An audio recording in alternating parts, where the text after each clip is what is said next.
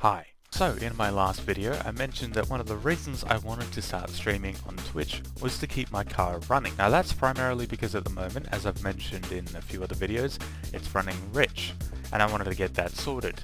But is there anything else wrong with it? Well, I was also curious, so I decided to get the car inspected. I actually did this a little under a couple of weeks before I made that last video, and so with the end of one series, I decided to start another, to look into exactly what is wrong with my Zara, and see how much I can do myself, and what exactly I learn along the way. Because I'm not entirely a mechanically minded person. I love the idea of working on my own car, that's the whole reason I'm taking up this series, but I haven't really done anything overly complicated. Certainly nothing as complicated as what's on this sheet. Now for one, there are a couple things on this list that I know aren't necessary, but I'll get into those a little later. First of all, let's go through everything on the list, and then we'll talk about what is and isn't necessary, and what I can and can't do myself. Okay, so, I have the list right here. First of all, in the vehicle report, we have vehicle is overdue for servicing, recommend oil and filter replacement. That's pretty simple, that's definitely something I can do myself. Next we have brake fluid requires flushing. That's pretty simple. I've never done it before, but I know exactly what's involved, and I mean, it's such a common thing, it wouldn't be that hard to find a video on YouTube or something like that on exactly how to do it properly. Next up, we've got headlights require polishing due to excessive oxidization. This is actually something I've done already. I'll show a picture up on screen now. I kind of screwed up the right headlight. I'm not sure if you'll be able to see it very well in the photo, but while I was applying the protective coating that ensures it won't re-oxidize, I accidentally exposed it to sunlight a bit too soon, and it started to solidify before it had completely spread around the lens. And that meant that it's now just all lumpy and all over the place, and it looks horrible, and it probably won't repel the UV rays and stuff like that from the sun and protect the lens from re-oxidizing. However, that's no matter, that's something I can do very easily, seeing as the left headlight was actually done properly. Next on the list, we've got recommend replacing front and rear wipers. Now this is also something that I've already done. I got them from WiperTech because I'd seen so many ads of people saying that they're the best wipers in the history of humankind, so I had to get those and fit them. And as far as I can tell at the moment, they're not too bad. Definitely better than the old ones, and they even look a little sleeker, which is nice. Next up, we've got recommend power steering flush. This is quite simple, I can do this on my own as well. So yes, that one, pretty easy as well. Next we've got recommend replacing gearbox oil. Now, because of one of the other things on this list, I'll have to do this anyway, so that's fine, and that's quite simple as well. I've just got to make sure I get a gearbox oil pump, something I can run into the gearbox, you know, with like a little tube, and hand pump in the new oil. Next up, we've got rear shocks are leaking. Now, I'm not exactly sure if that means I should replace them, or if I should get them refurbished or something like that, but I'm ultimately just deciding to replace them because I just feel like it's the easier way to go. So that's not too bad, rear shocks aren't too hard to replace. Next on the list we've got right hand steering rack boot is split/torn. This one's going to be a bit more difficult, because if I screw it up, I'm going to need to get my car realigned, and either way some might say I should do that anyway. However, luckily that's another thing on this list which I will get to in a second. This thing though shouldn't be too hard either. What should be very hard, but you know, I have faith in myself that I will be able to do it nonetheless. Now moving on to the next one, we've got front caster arm bushers are split. This is both sides, and these are at the back, towards the back of the control arm, and it says they're completely split, and in fact I remember they showed me a few pictures and they were just done, completely done. And I have a feeling that might be why the thing about the alignment I mentioned might be happening, but again, I'll get to that in a second. So the bushers are split, but thankfully, the way they are designed, I don't actually need to press them out. All I have to do is unbolt them and then slide them out from the control arm. I'll probably need to hammer them, but I don't need a special press tool to get them off, which is nice. Next up, this is probably the biggest job, is right hand drive shaft requires recondition.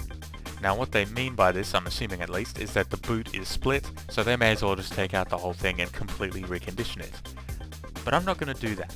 Initially I was just going to replace the boot, And then I thought about replacing the outer CV joint as well, since you usually do that just as preventative maintenance, and also because otherwise I wouldn't be able to get a new drive shaft nut, which I do need when I take out the drive shaft. Now the thing is with doing that though, number one, it's a pain in the ass because I've got to take off the old boot and then hammer off the CV joint. To be fair, I'd have to do that anyway if I was just doing the boot, and then I've got to re-grease the boot, all the rest of it. That's pretty goddamn annoying. So instead what I'm going to do is completely replace the drive shaft. And the reason I'm doing this is, well, because number one, I'm taking it out anyway, and number two, they only mentioned the boot when they were talking to me in person, but for all I know, the inner CV joint might be completely gone, or there might be some other issues with the shaft that they didn't tell me about, and they just put that down saying that virtually everything on it needs redoing, and just not specifying. Either way, I figured it would just be easier to get a new one, and surprisingly, it's a lot cheaper than it would be to get it reconditioned at this shop. Anyway, point is, that's definitely the biggest item on this list, but that shouldn't be too bad. Next up, we've got recommend engine wash due to oil leaks. Now this is an interesting one, because as far as I could tell, the car wasn't leaking oil, but I had a little inspection, and it looks like it's leaking oil from the filter. There's a power steering line down there which is smothered in oil right where that filter is, and I can see some lines coming down from where the filter mounts, so I'm assuming that either I didn't do it up tight enough, I did it up too tight, or the filter was just mismatched and it didn't fit properly.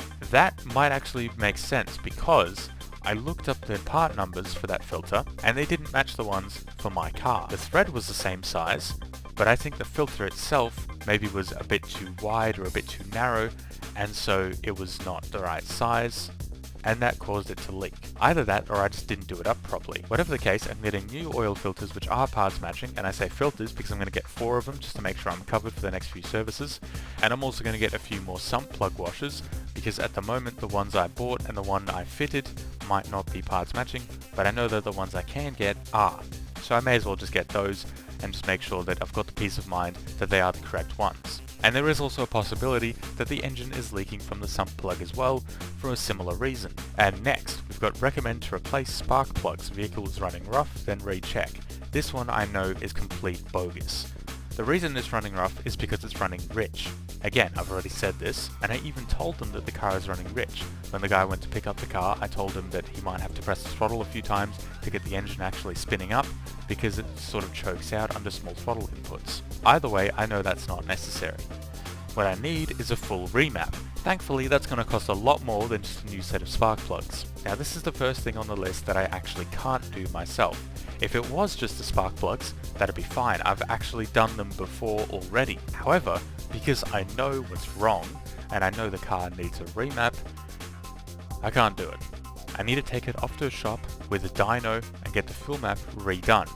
Not necessarily from the ground up, but it just depends on how broken it currently is. So, with that being the first item that I can't do myself, we now move on to the last thing, which is another thing I can't do myself, and that is that it requires 2 front tyres and a wheel alignment as soon as possible. The reason they say as soon as possible, I'm assuming, is because I shouldn't say that on an online platform. Never mind. Cut that part out, me. Now this is actually an interesting one. I think the reason this is happening is because the rear control arm bushes are so shot that the control arm is actually tilting upwards at the back because the rubber doesn't hold the weight of it anymore.